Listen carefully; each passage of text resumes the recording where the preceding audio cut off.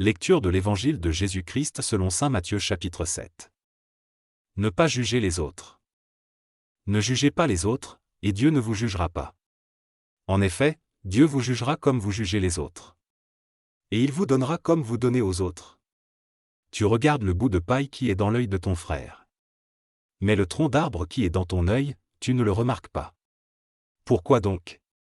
Comment peux-tu dire à ton frère, laisse-moi enlever le bout de paille qui est dans ton œil? Et toi, tu as un tronc d'arbre dans le tien. Homme faux. Enlève d'abord le tronc d'arbre qui est dans ton œil. Ensuite, tu verras assez clair pour enlever le bout de paille dans l'œil de ton frère. Ne donnez pas aux chiens ce qui est à Dieu. Ils peuvent se retourner contre vous pour vous déchirer. Ne jetez pas vos perles précieuses devant les cochons. Ils peuvent les écraser en marchant dessus. Celui qui demande reçoit. Demandez, et on vous donnera. Cherchez, et vous trouverez. Frappez à la porte, et on vous ouvrira. Oui, celui qui demande reçoit. Celui qui cherche trouve. Et si quelqu'un frappe à la porte, on lui ouvre. Quand votre enfant vous demande du pain, qui parmi vous lui donne une pierre? Quand il vous demande du poisson, qui lui donne un serpent? Vous êtes mauvais, et pourtant, vous donnez de bonnes choses à vos enfants. Alors, ceci est encore plus sûr, votre Père qui est dans les cieux donnera de bonnes choses à ceux qui les lui demandent. Le résumé de la loi. Faites pour les autres tout ce que vous voulez qu'ils fassent pour vous.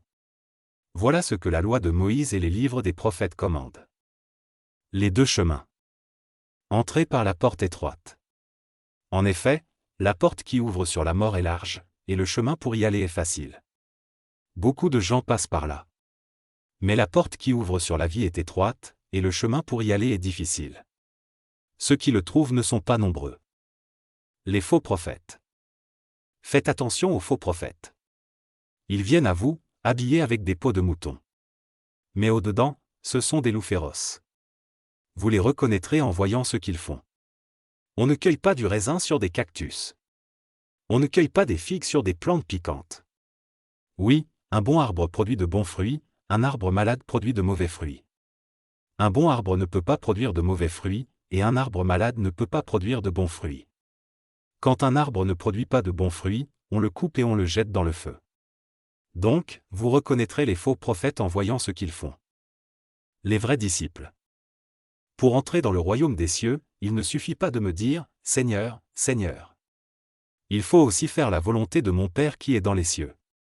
Quand je viendrai pour juger les gens, beaucoup me diront « Seigneur, Seigneur, c'est en ton nom que nous avons parlé, c'est en ton nom que nous avons chassé les esprits mauvais. C'est en ton nom que nous avons fait de nombreux miracles. » Alors je leur dirai, je ne vous ai jamais connus. Allez-vous en loin de moi, vous qui faites le mal.